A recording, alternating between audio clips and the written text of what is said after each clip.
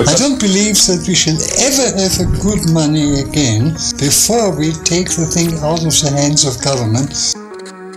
Welcome back, everyone. We're Simply Bitcoin. We break down the news, the daily fail, meme review, software releases, hardware releases, and the websites by plebs. Joining us today, fellow pleb, meme lord, reincarnated 20 times. That's right, we've got Labra Hodl joining us. But first, we're diving into the numbers. Let's do it.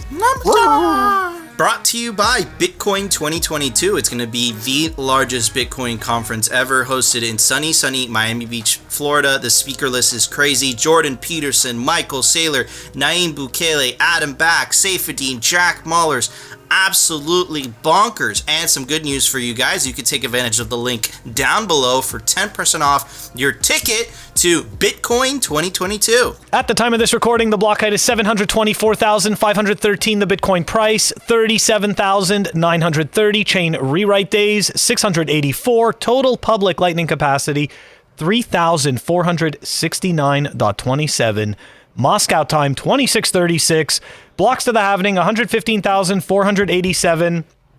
And the Samurai unspent capacity, the Samurai Whirlpool unspent capacity is 4,339.13. And for the people who don't know what the Samurai Whirlpool is, that is a coin join or collaborative spend service. Nico, the numbers. The numbers, bro. The numbers. And I just want to give a very special shout out because we always talk the big talk, Phil. We always say Bitcoin is all inclusive, and we really do mean that for the first time in Bitcoin's history. I mean, this is the second time because he did come on with the meme lords, right? We do have a Labrador on the show.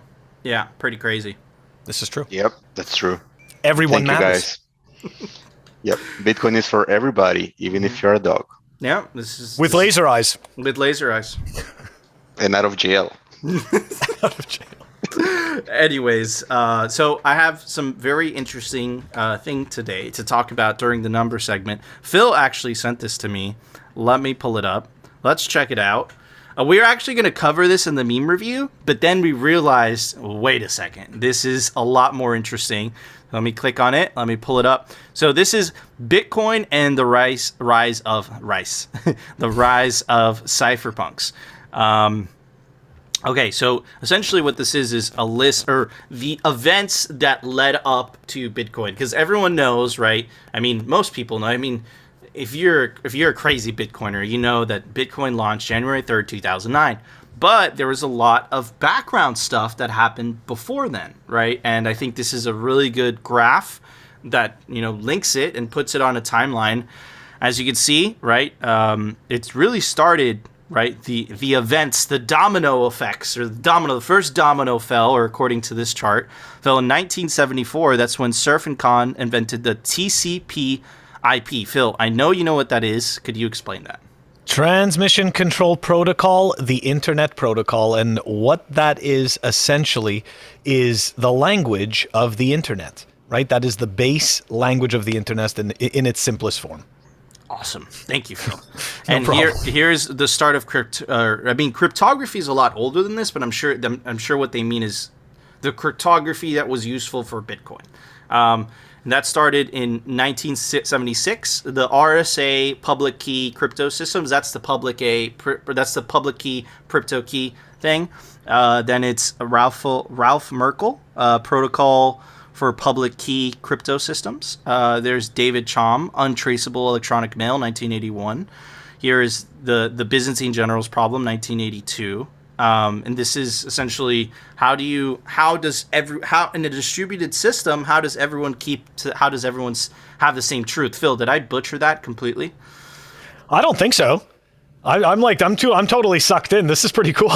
But the Byzantine generals problem is something that Bitcoin solved through proof of work, right? And through everyone kind of running a node. So it's something that the Bitcoin network solved, right? And that was essentially discovered or invented, I don't know, 1982. I'm sure people that are more technical are having heart attacks right now.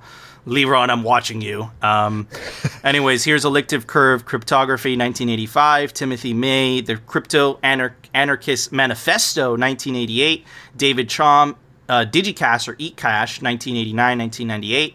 Chom, Fiat, and Nor. Untraceable Electronic Cash, 1990. Phil Zimmerman, Pretty Good Privacy, 1991. Haber or Cernetta, How to Timestamp a Digital Document, 1991. Proof of Work, that's crazy. Proof of Work, Pricing via Processing or Combating Junk Mail, 1992. Cypherpunks founded by Hughes, May, and Gilmore, 1992. Improving the Efficiency and Reliability of Digital Timestamping, 1993. Eric Hughes, A Cyberpunk's Manifesto, 1993. Cybercash, 1994 to 2001. NSA, How to Make a Mint, 1996. E-Gold, 1996 to 2008.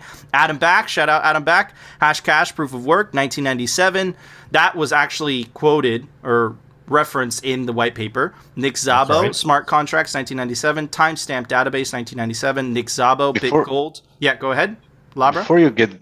Yeah, for Nick Szabo, there's a good read, the Gods Protocol. I don't know if you guys read it. Guys found actually. I have not, but it sounds very interesting. I'll pop it up, the picture. It's called the Gods Protocol. The Gods Protocol. I totally recommend it. Guy Swan also did an audible for that one, so I recommend it. Very, very cool. Gods Protocol. So Macia Zavila Quinquatar, timestamping service with minimal trust, 1999. Bram Cohen, BitTorrent, 2001. Adam Back, Hashcash, a denial service countermeasure, 2002. I'm not going to... Tor Project, 2002. Hal Finney, reusable proof of work, 2004. Julian Assange, 2006. Lehman bankruptcy, 2008.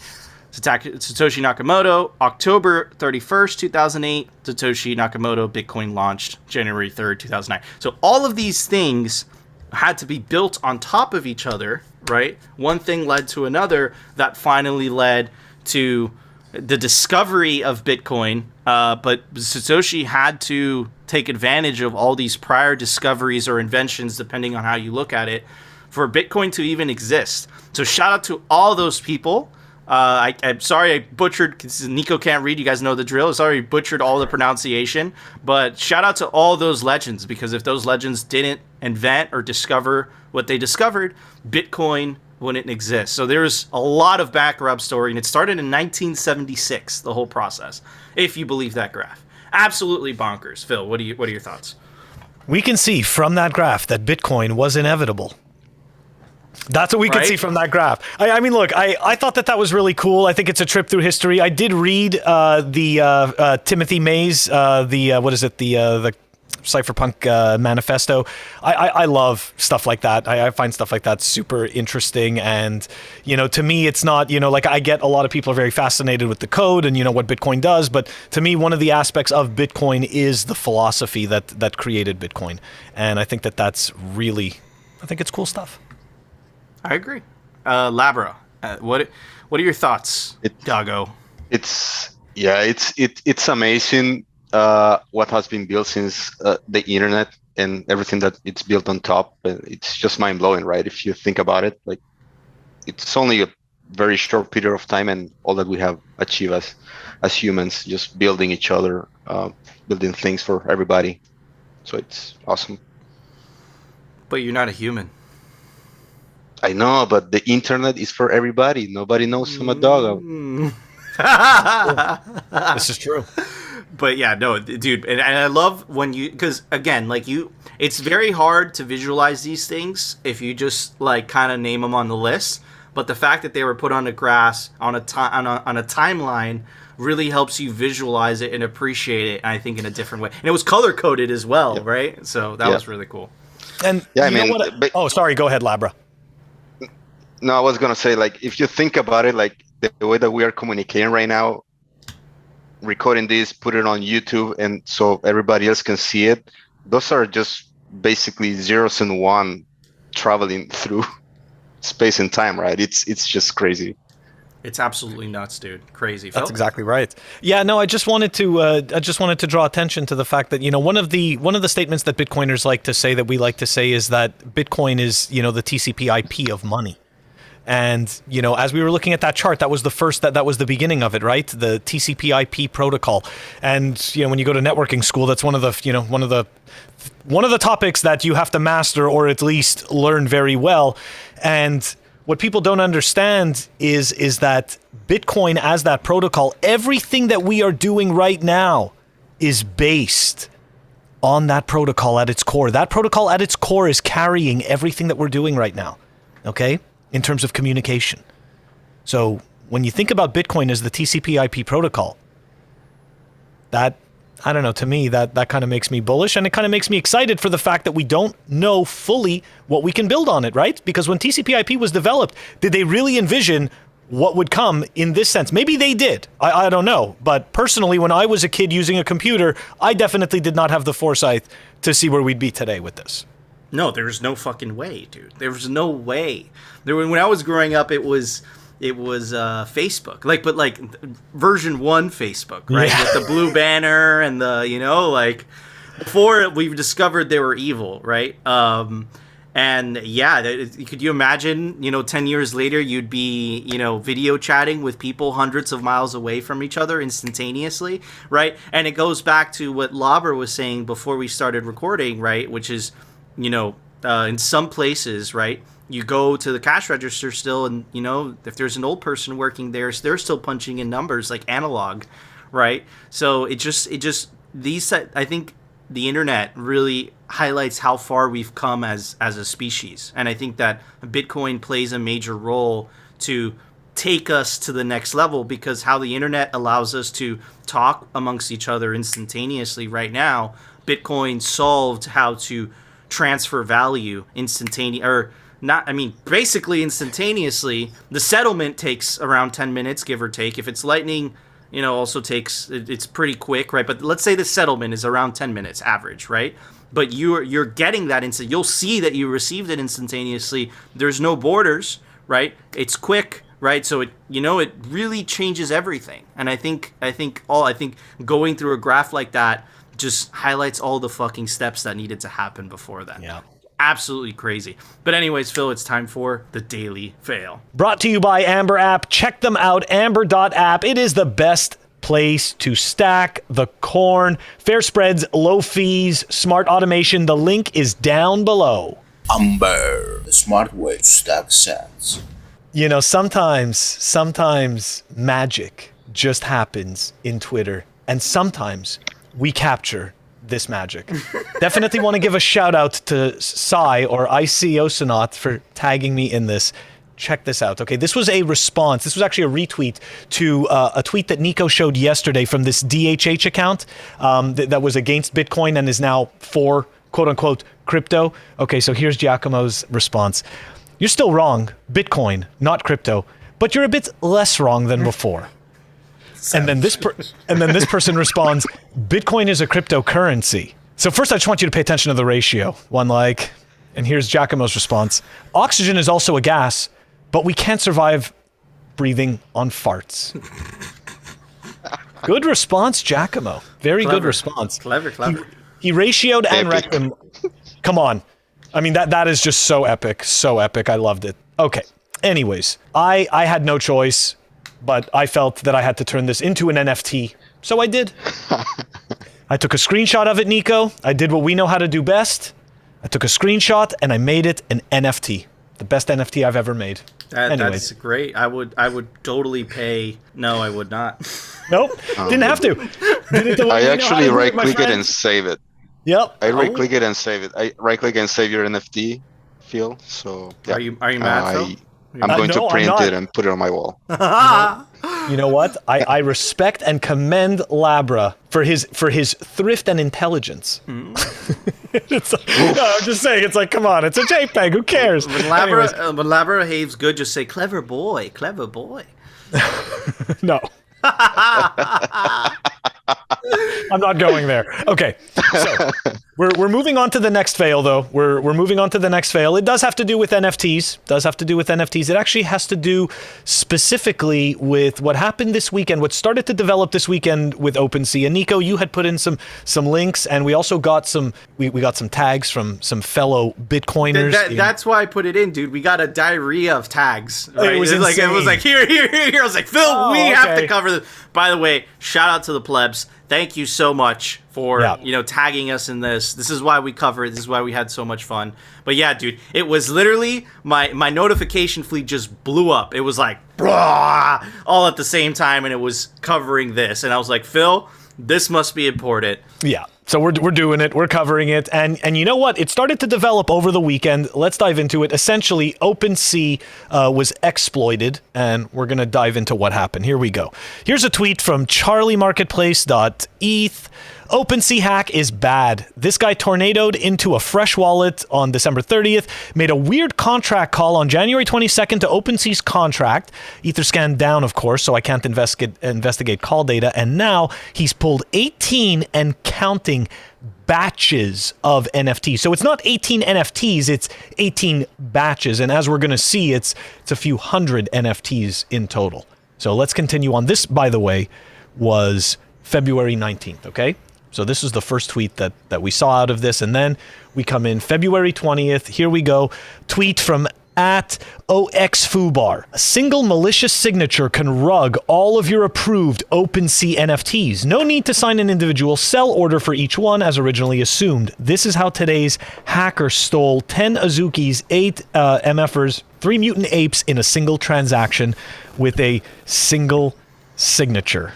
And keep in mind, right? This didn't this didn't happen to all NFTs on OpenSea. As we're going to see as we dive into the story, it happened to a specific subsect of NFTs if you did something specific. Anyways, let's continue on. Here we got tagged, right, by @CoinJoinDay. There's a reason why I'm showing this, okay? Because yeah, we got to make fun of ourselves. You remember when Fractal and Crypt came on the show, right, Nico? You remember my my toolbar? So Fractal writes back, he goes, time to dust off the old MetaMask icon on your browser. And then I had to respond back. Oh yeah, dude, dude, this is why we love Bitcoiners. Totally fucking wrecked me. Anyways, let's continue on with the story of the NFTs. Here we go. This is February 19th again, but another adjacent tweet. Hey everyone, connected with a few other people who got hacked just now. All of us only have one thing in common. All of our stolen NFTs were ones we manually migrated on OpenSea. OpenSea, you have so much explaining to do. Okay. So there's a lot of different articles on this, and I think I did a good job of picking the one that kind of covers the whole entire thing. So let's dive into it. The OpenSea scammers went fishing and caught over 250 NFTs from 17 users.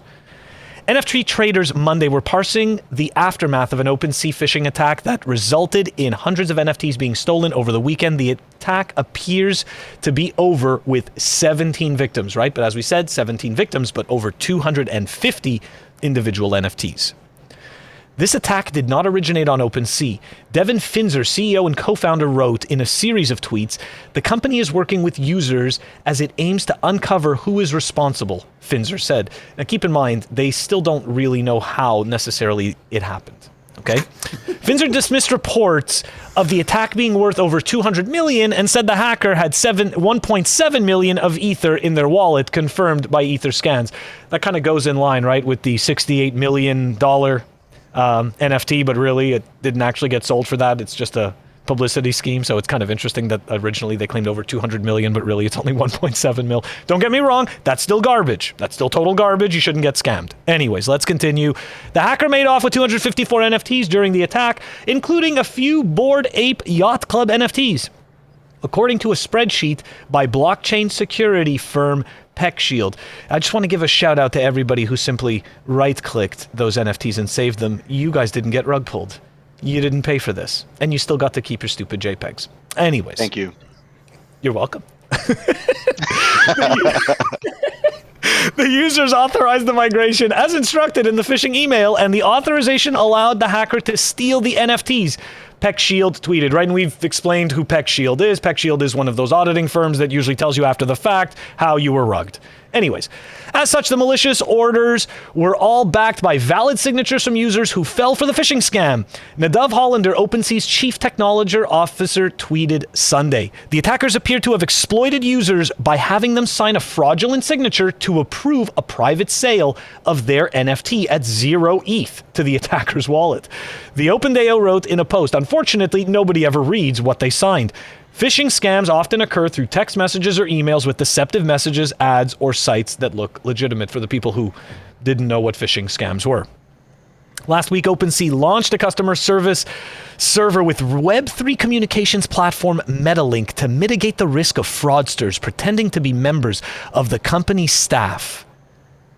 Think about that for a second. They launched a customer service server with another party, a Web3 communications company. Anyways, let's wrap this up here. The partnership was created after alleged scammers previously impersonated OpenSea employees to deceive other NFT owners in its Discord chat, which resulted in them losing millions of dollars. Okay. What I find interesting is this right here. This Web3 communications platform, Metalink. Okay? I don't really see how this is going to stop scammers from rug pulling crap. All it claims to do is stop the ability for people to use phishing attacks, but who cares? It doesn't make a difference. Anyways, let's continue on. Found Metalink's Twitter, okay? There really isn't very much about Metalink. Let's take a look. The follower list. This is the person who actually founded Metalink. Okay, so Jack Udell, and you can see here, loves the shitcoining and loves the NFTs. Anyways, let's continue on to take a look at Metalink's actual website. There's nothing but a way to connect with your MetaMask, your Coinbase wallet, or whatever the hell this thing is. It's just really strange that this company is all of a sudden going to go and stop rug pulls in this way. I just find it really, really odd. And then I had to do a lot of digging because there was almost no information except what I just showed you guys about them. But this I found really funny. This is actually a job posting from them. And this, I couldn't get over. Our founding team is a combo of crazy marketing and seasoned technology leadership who are connected to everyone in the crypto NFT space.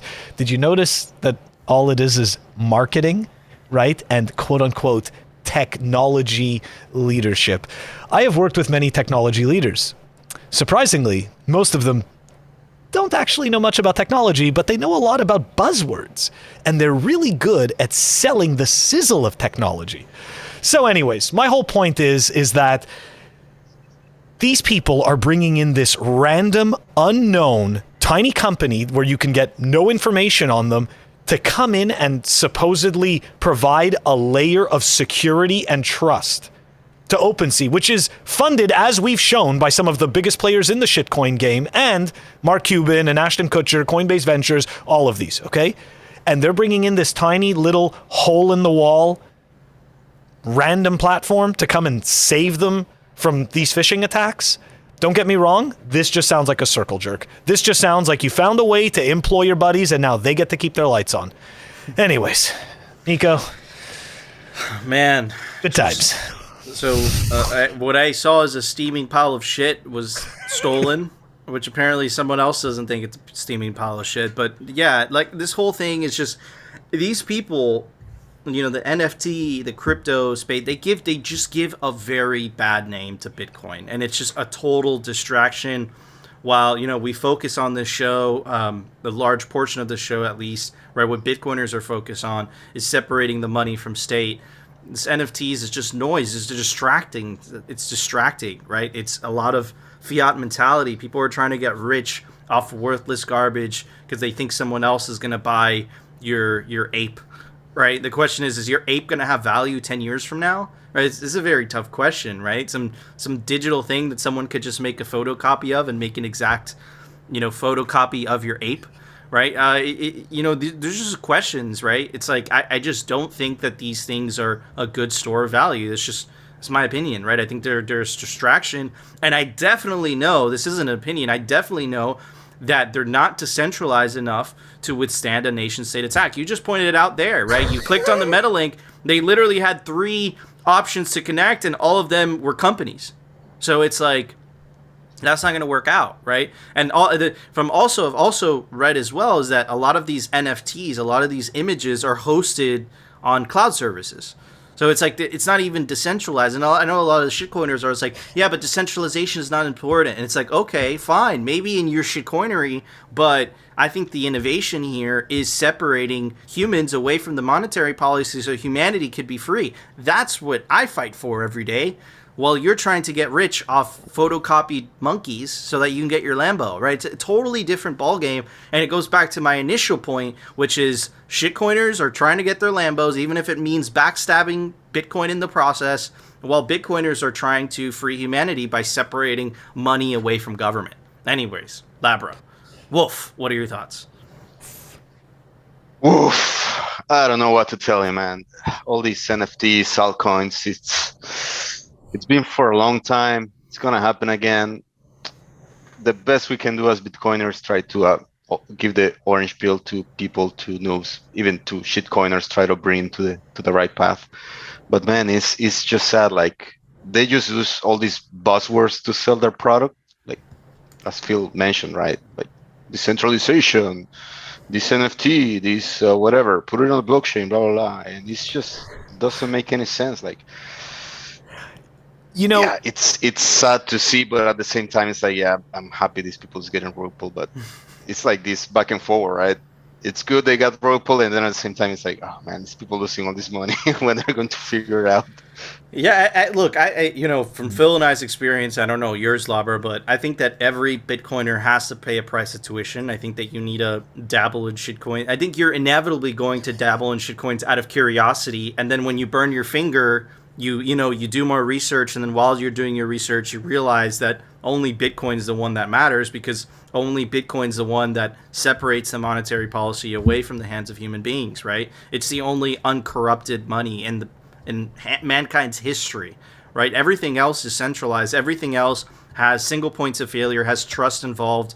Phil yesterday dedicated a part of the episode to going into the future of Ethereum, and it had democracy in there, it had trust, it had all these things that just... It had snitching! It had snitching. We've been relying on these systems for thousands of years. Look at where it's ended up. It's almost worldwide communism. And it's like, you want to continue those systems, right? Bitcoin, we have a chance to break the cycle. But you know what worries me, Phil, and I've brought up this point before in the show, is that I think that humanity might be stupid. Like, I just think that's the case, dude. You know, like, you have a golden goose in front of you, and just like people are like, I would rather go buy the copy of a JPEG monkey so I can go get my Lamborghini. This is going to sound like a terrible analogy, but I can't help but make it anyways. Okay, this is the difference between VHS and Betamax. And nobody is going to know what I'm talking about because I'm an old man. Okay, but back in the day, way before CDs and all that, right? We had these tapes, okay? And there was this big war between Sony's VHS and Betamax. And Betamax was actually higher quality. You could fit more data on a smaller reel. And they were better. And they lost. You know why they lost? Because we don't deserve nice things. Really they lost because Sony is much better at selling the sizzle than Betamax was. That scares the shit out of me. Okay? That scares the shit out of me, because think about it, right? We have the truth on our side. We have reality on our side. We have the incentives of Bitcoin playing out on our side. But the shitcoiners, as we've seen, have the stupid names, the sizzle, the fireworks, the stuff that doesn't work, but what if it did? You know what I mean? The theory. The theory. Splurge, or whatever, the first step of Ethereum. It doesn't work yet, but it sure sounds nice. And utopia, baby. Anyways, fucking nuts. We'll be on top of it, you know, I'm sure. Plenty of source material here. But anyways, Phil, it's time for the Daily Meme Review. Brought to you by Citadel 21. It's the best Bitcoin cultural zine. It's stories, articles, comics by toxic, savage Bitcoiners. This is the artwork for Volume 10. Every volume's different, and they're scarce. There's only 1,000 copies made per volume. Get your print of Citadel 21 today. All right, the memes are going to be better because Phil picked them. First one is brought to us by, shout out, Mr. Robot. Here we go. Hey, Mr. Robot, you have a very tough day today because Labra is going to rate your memes. He's part of the meme lords, all right, the all-star meme crew. Anyways, here we go. Mr. Robot, the Bitcoin doctor, Coin Icarus, it's daily. You can screenshot NFTs instead of buying them. NFT creators. Very, very good. Like Greg Zag. Nice watermark. Knock. Where's the watermark? On the other one? Yes. Capwing. Oh, the next meme is brought to us by Greg Zag. Knock, knock. Who's there? Putin. Putin who? Putin, my country on a Bitcoin standard. Absolutely hilarious. That's pretty good. This is Super hilarious. Dude, I swear to God, if the U.S. goes to war in the Ukraine, that is the most stupid shit. No one cares. No one cares. No one cares. Oh, man. Anyways, is it so hard for us not to go to war with the... Anyways, if you call... No, it's not, of course. Anyways, if you call this a bear market, you must be new here. The bear market has been going on for 3 months. You can believe how much I've had to suffer. 2017, 19,000, 7,000. 2018, 6,000, 3,200. 2020, 8,000, 3,800. And, of course, the purple person is talking to the OG that experienced all that. I'm sure this must be terrible for you, and of course, this is reminiscing on all the drops, right? And this is why it's important to hodl, right? If you're new to Bitcoin, you're going to feel like this guy, guaranteed. But if you've been here a couple years, right?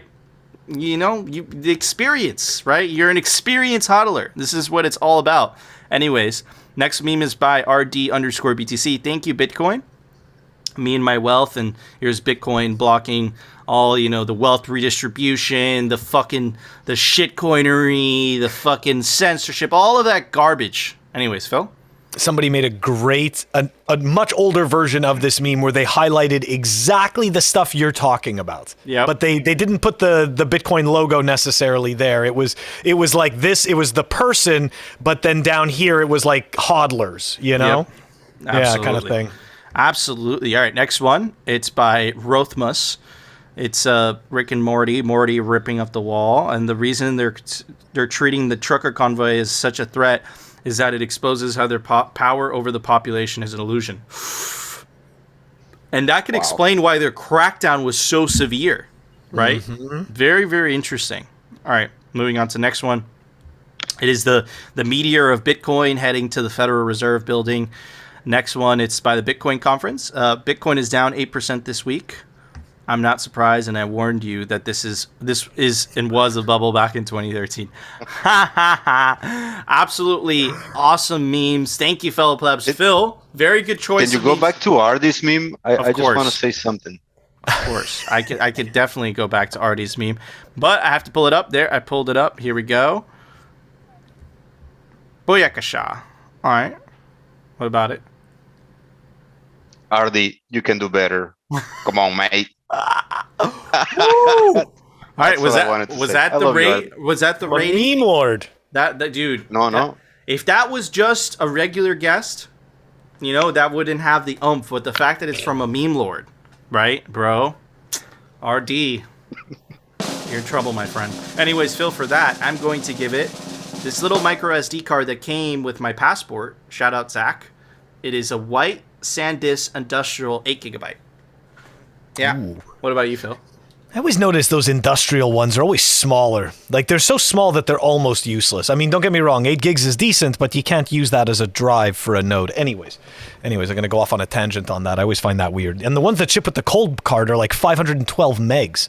Industrial. You know? Industrial, you know, it can't be stopped. So that's why you get no memory. That's why I get ripped off. You know, that had nothing to do with the cold card. I'm just talking about the size of the memory. I feel it's a marketing. It's the marketing. It's a total marketing. It's industrial. And that's why you pay for it, you know, so I get less memory, but it's industrial, so supposedly it's going to last forever. Anyways, this is for the 3D printing enthusiasts out there. You'll know what this is. This is the Filament Friday sticker, but it's more than just a sticker. Has a lot of bumps and a lot of wear because when you get a 3D printer, there's a lot of calibration involved. So those who have that sticker most likely know the pain that comes with that sticker. But then the great feeling that comes after your first print. Very wise. Very wise. Nice. Anyways, Wolf, what are your thoughts? I think those are great memes. I really love the fact that there's more people making memes. We need more of you guys. So if you got an idea, just drop it on Twitter. My score for the memes, that will be a 4x4 Rubik's Cube. Okay. Very good. Very good scores. Phil? But has the rotation completed on the Rubik's Cube? Is it completed? Or is it just a Rubik's Cube? It is completed. It is completed. That's I have signal to right be- there. It is completed. I have to be honest. The only way that I was ever able to complete a Rubik's Cube was by undoing the stickers and moving them. Dude, I've never Just been putting able that to. out there It's so you very know who you're difficult. listening to. Very different. You know, I'm getting mad, right? I'm getting upset because of what you just said. I'm sorry. I know it's disappointing, but that was the only way I could do it. Anyways, the signal there, right, because Labra skipped over it, is that we need more memesters. We need more people dropping memes. Remember, this is narrative trench warfare, and memes are fucking artillery. So we need as much memes on our side as humanly possible, because they're very, very effective, surprising or not, at winning the battle for people's minds. At the end of the day, that's literally, you know, the type of warfare that we're currently experiencing worldwide. And memes are so effective. And the boomers that are running the fiat system, they have no answer to them. Like, they just write like hit pieces like, stop calling fiat a meme, like it's not a meme. But they can't match our meme skills. We're gonna meme Bitcoin, or at least the meme lords are. We just make videos. They're gonna meme Bitcoin to 100K. Meme Bitcoin to 100K. That is the signal right there. Anyways, guys, go ahead, Labra.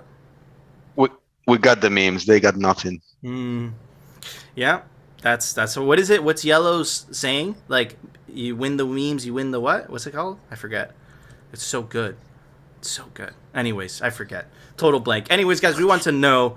You agree with our scores? Do you disagree? Let us know down in the comments section. Make sure to join our Telegram group. Link us some dank Bitcoin memes to review. And of course, make sure to subscribe to us on alternative video platforms like Rumble.com and our personal favorite, BitcoinTV.com. They don't censor there because Bitcoin TV. But anyways, Phil, it's time for the daily news. Brought to you by CryptoCloaks.com. They make the best 3D printed Bitcoin merch, like the famous 3D printed Bitcoin art sculpture grenade thing. Opens up. You put your favorite hardware wallet in there. Also, you can get this in any color your heart desires: red, orange, green. They also has a big one, the big boy art grenade. And you can take advantage of the link down below for 5% off CryptoCloaks.com. All right, so this is some awesome news. And the reason it's awesome news is because there has been a centralization of manufacturing in China. The best Bitcoin miners are made in China, and that is a risk. And why is that a risk? Because recently the Chinese Communist Party in 2021 banned all of crypto, including Bitcoin, and specifically Bitcoin mining, and that caused a huge mining migration of 2021, which I believe was very detrimental to the price of Bitcoin. But anyways, this is awesome. This is very good news, right? Intel details its Bitcoin mining bonanza mine chips and 3600 watt miner, right? And you could read a little bit about it at ISSCC 2022. Intel shared the deep dive details of its new Bitcoin miner bonanza mine ASICs and outlined how it melds 300 of these tiny power efficient chips into a powerful 3600 watt miner that delivers up to 40 terahashes of performance. And here's a picture of it. Very cool stuff. Kind of how it works. And anyways, but they are going to announce a new one, and I'm gonna compare this to an S19. The specs of this, of course. But they're going to announce one. Intel will share more information about the new hardware on Wednesday, February 23rd at 7 a.m. PST, and we will cover it on tomorrow's episode. But how does this compare, right? Because at the end of the day, that's what people care about. How does this compare to the latest and greatest from Bitmain, right? This is the S19. It has a 3250 watt consumption, and its hash rate is about 95 terahashes. So again, this has 40 terahashes compared to 95, and it also consumes more power. So it's not a very efficient miner if you compare it to the Bitmain miner. However, for that being their first ASIC is absolutely mind-blowing, because at the end of the day, Bitmain has years and years of R&D on their side. They've been manufacturing these puppies for a large amount of time. And as you know, these are pretty hard to make. I actually have a buddy of mine. I'm not going to name where he works now, but he actually founded a pretty dominant Bitcoin company, and he developed an ASIC before.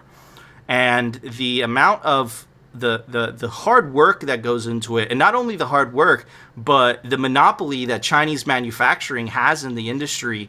They were trying to fight them the entire way, right? And we don't have that manufacturing capability in the United States, and that causes a centralization problem. Because if you have a country that's openly hostile towards Bitcoin, and they're the only country that creates the latest and greatest Bitcoin miners, that creates a bad situation, and that's essentially the situation that Bitcoin finds itself in today. Now, I think it's a better situation that Bitcoin was in last year when the majority of the hash rate was located in China. So I think it's come a long way, and I think that as the world, right, migrates or expands their semiconductor manufacturing to not have it all concentrated in Taiwan, that happens to be an island that the Chinese Communist Party really, really wants, right? That's a recipe for disaster, right? So I know that the TSMC is opening a plant in Arizona, right? So they are expanding manufacturing to the US. I hope that accelerates, and it's not also Intel, throwing their glove in the ring into this mining manufacturers. We also had news from Jack Dorsey. He also wants to make a Bitcoin miner. And we also had news from Adam Back and Samson Mao's company, Blockstream. They acquired an Israeli company called Spadoodles, and they also want to get into the mining manufacturing game, right? So this is all very good news, right? We want non-Chinese companies, and it's not Chinese specific, is that the country is hostile towards Bitcoin. So you want non-Chinese countries for that reason to be manufacturing ASICs. And I think that this is all happening in slow motion. So I'm really paying attention to what Blockstream is doing, to what Jack Dorsey is doing, and now to what Intel is doing. And the awesome part about Intel is that they're a very old company. They're extremely well funded. So I'm very glad that they're getting into the game. And if you pay attention to what the CEO has to say about this, is that he's looking at it more from the ESG clean perspective, and that's fine, right? Because that means a more efficient miner, and more efficient miner saves more money for the miner because it saves in electricity. So, but let's see the hash rate at the end of the day. Let's see what you come up with. So far, if you compare it, right, face to face with the S19, which is the latest and greatest from Bitmain, it uses more electricity and it has less hash rate. So it's not that much. That's not that great of a machine, in my opinion. Let's see the prices. I haven't seen those, right? So, but let's see their second iteration. This is their first machine. The fact that it is their first machine and it had those specs is very impressive. So anyways, Phil, what are your thoughts? So as you were going through those articles, what got me thinking was this. Bitcoin's incentives strike again, right? So now here we go. We've got, I was always curious as to when Intel would throw its hat into the ring, right? And I was like, when is this going to happen? I mean, they are the biggest processor manufacturer, whether you're using a PC, a Linux. I mean, yes, I know that AMD also makes processors, but, in terms of throughput and all of that, all of the great metrics that everybody likes, Intel destroys everything else. So I think it's huge that Bitcoin's incentives has brought Intel to the table, number one. Number two, Intel is, to your point, all a part of that ESG crap. So they're going to sit there and figure out how to manufacture, these types of chips and how to make ASICs even more quote unquote eco-friendly. And again, the incentives of Bitcoin, as we've said, right?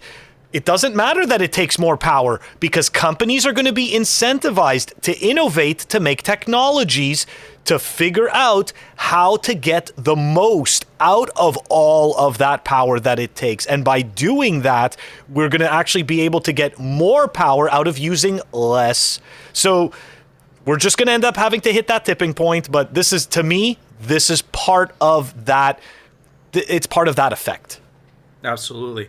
Labra, I know this isn't your strong suit. I know you're sticking to the meme games, but you definitely like computers because you're in Bitcoin. Does it surprise you that Intel is, getting into Bitcoin mining? If I told you 13 years ago, 10 years ago, that Intel, one of the biggest, what Phil said, chip manufacturers in the world, right, it would surprise you, right? Did we lose him? Labra? I lost you for a minute. I didn't get the last part you said.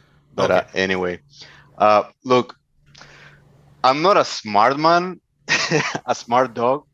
However, I know that decentralization is good, and if we have like more companies making miners, and they have that incentive of creating these machines and making them more efficient, that is good for Bitcoin.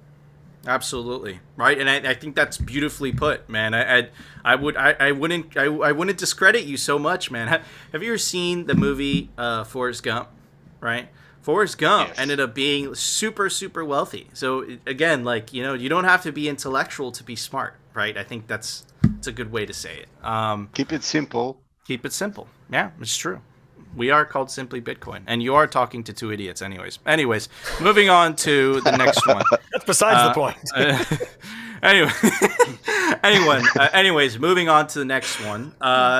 Look, if you've been paying attention to the show, we have been specifically telling you one thing: take your Bitcoin off exchanges, right? And we have also been telling you, we actually did an episode, Phil did a hell of a job, right, where these Korean exchanges were flat out banning self-custody. They were essentially making it essentially against the law over there, against the terms of service in Korea, to essentially take self-custody of your Bitcoin.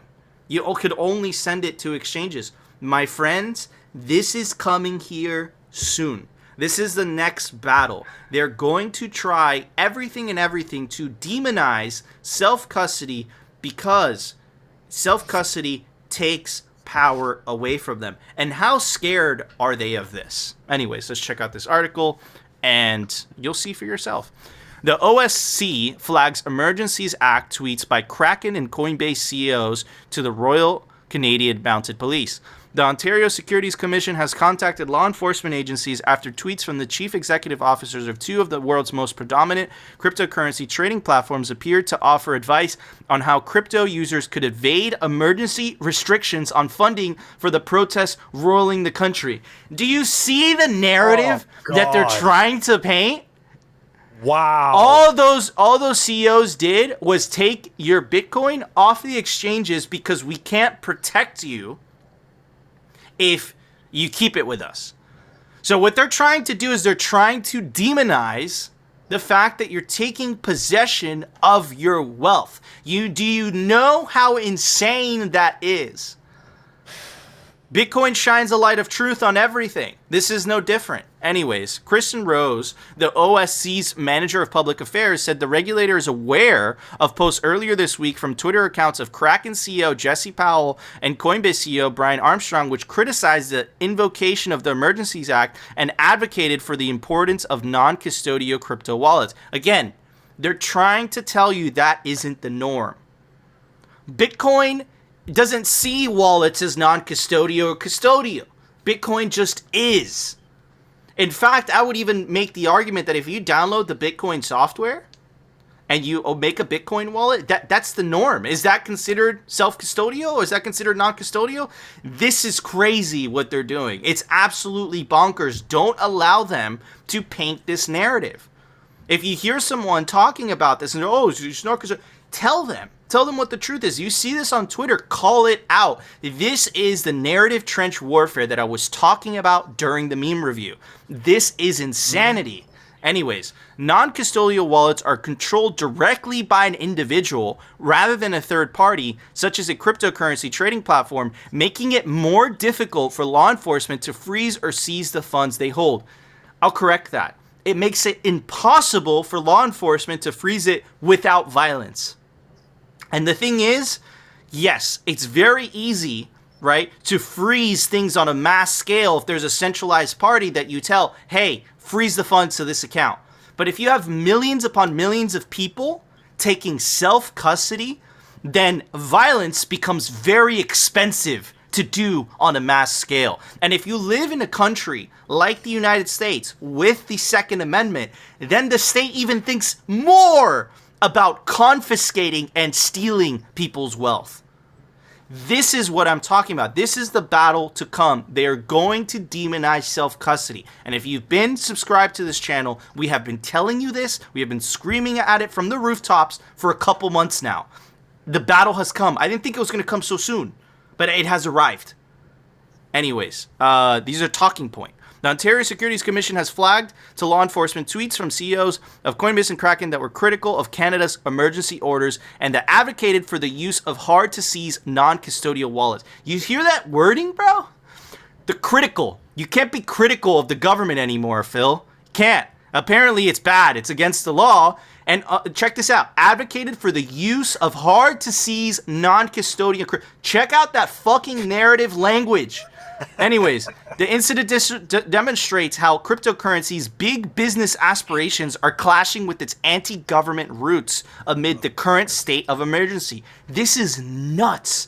By the way, all this language, all the vocabulary they choose is on purpose. They're trying to paint a picture to their readers. They're trying to make it out like self-custody is not a God-given right, and we believe it is.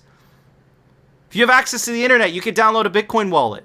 Don't make the other parties make you believe like that isn't okay. And that's what they're trying to tell you.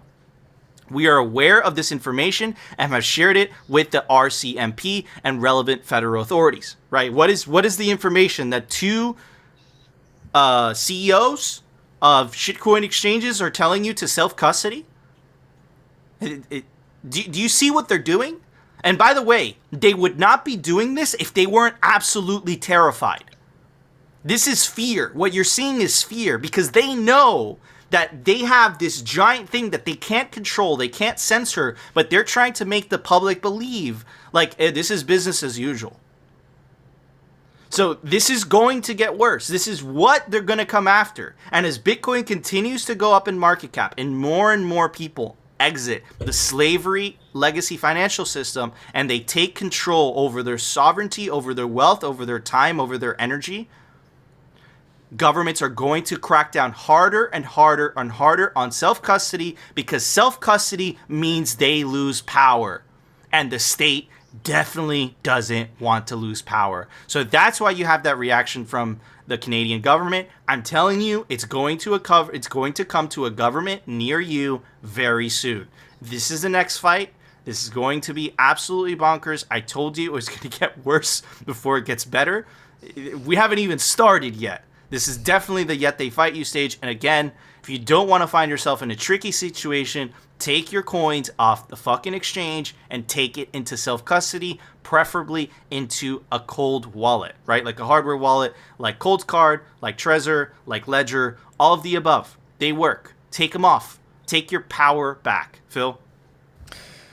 Man, very powerful and scary shit all at the same time. What really gets me, though, is that it's okay for us to give our time that we can never get back. Okay, we give our time for whatever it is that we choose to. We choose to store the value of that time in whatever medium we choose to. For us, we choose in Bitcoin. And it's very interesting that we're seen as somehow, you know, some form of criminal or extremist because we want to control the use and storage of the time we cannot get back. That makes no sense at all. When did we all become so I don't even know what to say, but just like when did we all become so ridiculously cucked? Right? Like, let's be honest, like that's insane. Mm-hmm. That is completely insane. I've said this before 1,000 times. We give this with the only string is that we get paid for the time that we spend or the service that we provide. And then they go and they, you know, the state steals it from us, number one, subversively, okay? And then number two is going to starts to censor where we can go and spend this money. And then on top of that, as you showed with those, like, the tweets were reported to the RCMP because these people, which don't get me wrong, Jesse Powell is not incentivized in any way, shape, or form to tell you to self-custody, okay? Like, he shockingly, you know, he did the right thing. He did the truthful thing. That is the right thing to tell you that is good for you. And that's the really sad thing, okay? We're supposed to trust the government, right? We just saw yesterday. No, hold on. We saw Justin Trudeau yesterday say you're supposed to trust the government to do the right thing for its people. But yet, you know, they're going to sit there and they're going to starve you out because you don't agree with them. Not even that you're doing something that's necessarily wrong. They're just going to deem what you're doing illegal, and then they're going to starve you out. That is psychotic. This is all crazy. Man, I never thought I'd see this. This is just nuts. Dude, it's absolutely bonkers. Don't let them tell you otherwise.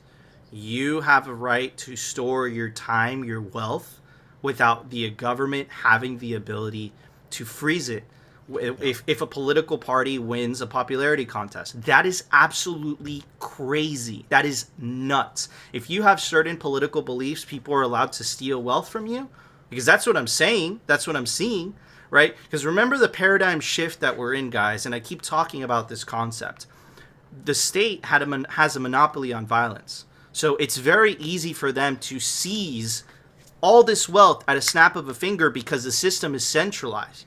But you have a decentralized system. If people are taking self-custody, it's very hard for the state to seize wealth from millions upon millions of people if they literally have to go physically to those locations and go, think about it, one at a time.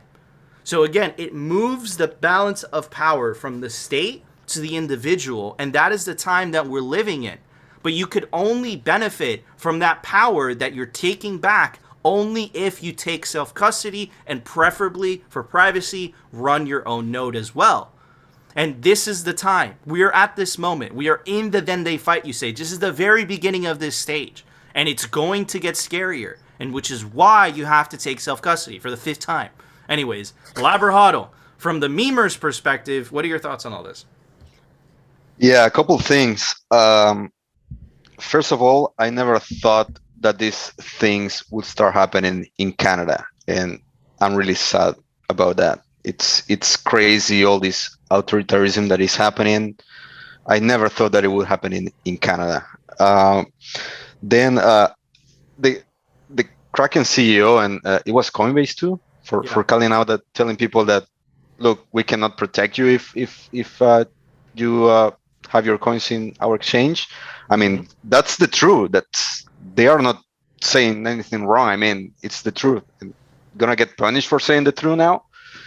It's just I can't believe it. This is happening. And this could be like the beginning of like a social credit score, and won't be allowed to go to a restaurant or maybe a football game, something like that. Yeah. That's what it is. If you have certain political beliefs, right? You're an other. You're othered, bro. That's what this is, dude. That's what this is. It's absolutely terrifying, and I just want to point this out because, Labra, you brought a very good point up, right? Which is, this is crazy. I'm going to read you the first part of this article, then I'm going to read you this, okay? So the first part of this article started with, the Ontario Securities Commission has contacted law enforcement agencies after tweets from the chief executives of two of the world's predominant cryptocurrency platforms appeared to offer advice on how crypto users could evade emergency restrictions on funding for the protests rolling the country. That's the first paragraph. Now I'm going to read you this paragraph. After we scroll all the way down, it says, it's not that they're breaking the law by making these statements, but it optically doesn't look good. There's a possibility that FinTrust could more closely monitor these exchanges as a result of those comments. It could be attracting some undue attention. That sounds like a threat from a mobster. That sounds what the fuck it sounds like. Yeah, that's right. We don't like how you're saying it. Even though it's not illegal, it makes the regime look bad, and it could potentially take power away from the regime. So don't say it, or else. Bonkers. Bonkers. And this, guys, Phil, before last point, and I'll shut up. This is why we must separate money from state, or none of this will change, no matter who you fucking vote into office. Nothing will change. You must take the money out of the hands of politicians. Or one day, the political party that you didn't vote for is going to use the power against you. This must change. Or it's going to repeat itself, the cycle, over and over again. Tyranny, freedom, tyranny, freedom. It's nuts, Phil. I'll shut up. No, not at all. And this is absolutely infuriating. I just wanted to go back to, as you reread that first paragraph, I realized that they used the word evade. Okay? So we should try using some of this. We should try using some of this spin on our own stuff, right? Maybe we can spin it as the CEOs of the two biggest exchanges were explaining to users how to continue to be able to feed their families and clothe them and keep roofs over their heads while the tyrannical government makes a hissy fit. You know, just give them a little different perspective, because that's really what's happening. That is sad, pathetic shit. And the fact that they go and frame these people this way, right, as teaching people to evade, no, that's not evasion. You should have zero frickin' right to the time value that I can never get back. That is the absolute truth. I should be the commander of my ship, so to speak. Anyways. Yep. And they're going to try to say, here's the thing, they're going to try to say that law enforcement isn't going to be effective without, you know, them having the ability to freeze your money. That is bullshit, because you live in meat space, right? Because you live in meat space, that means that you're going to have a person. That means that that person, right, could be put in a box, right? But the ability for them to essentially censor millions of people, a whole group of people for their political belief, that goes away completely, right? This is what I'm talking about, right? It's not about evading crime. It's never been about that. In fact, Bitcoin is not very effective at evading crime because it's a public blockchain. Cash is much more effective. You get cash, how are you gonna track that, right? And even came out earlier this morning that it was Chain Analysis that tracked some Wasabi transactions, right?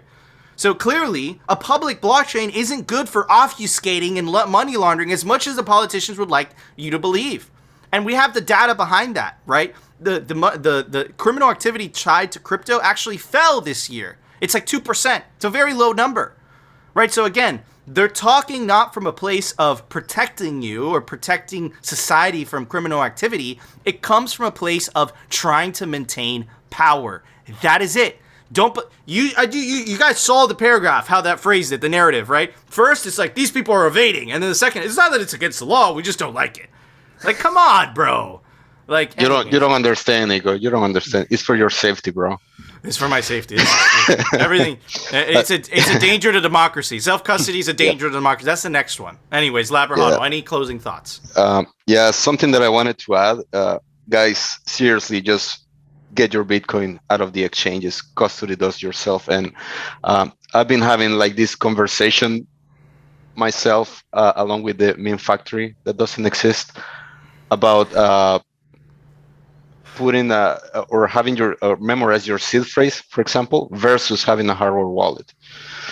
And lately I've been thinking a lot about that, and just memorizing the seed phrase instead of putting that in a hardware wallet in case you have to travel or something like that. You know, I really love the cold card, but if you travel with that, can get attention or something. So yeah, that's something that I've been thinking about, and maybe I'll do that. But definitely, people, just custody your own coins, memorize your seed phrase, put it on a hardware wallet, whatever you have to do, but don't leave them on an exchange, please. Yeah, absolutely. And there's so many ways, like, you know, you could memorize your seed words, right?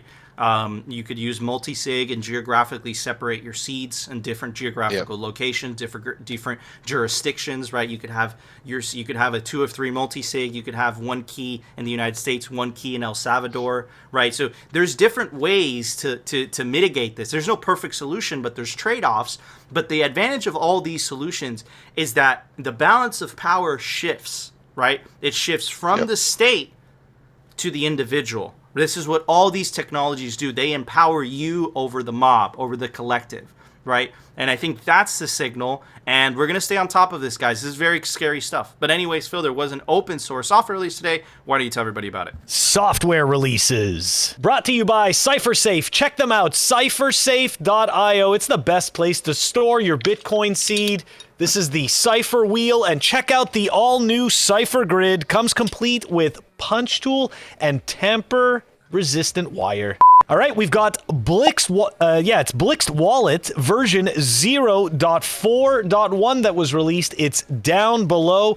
Guys, don't forget to check out our audio-only episodes. We drop them on Apple Podcasts, Spotify, and Anchor. Awesome. Thank you, Phil. Before we go, guys, I want to give a very, very special shout out to our awesome Thread sponsor. It's called Represent. You go visit their website, diehard.com. Phil and I we try to wear different hoodies every episode. They make awesome stuff, very high quality, and you can take advantage of the link down below for 15% off anything on the store, representltd.com. And I got a little bit of, they're going to drop some very special merch coming soon. We're going to try to wear them on the show. And I also want to give a very, very special shout out to this awesome guest. He is part of the Meme Factory. He's a legend. You can go give him a follow on Twitter for some awesome memes at LabraHodl20. He keeps making an account. They try to get rid of him, but he keeps coming back. This is the power of the internet. Definitely go give that memester a follow. Guys, that was our show. If you enjoyed the show, you know what to do. Smash that like button. And of course, if you want to continue watching the Bitcoin news from the plebe perspective and the catastrophic fails, once again, from the Canadian government, definitely consider subscribing to Simply Bitcoin, and we'll see you tomorrow, guys, for a brand new episode. The central bankers and the state have nothing. Woo!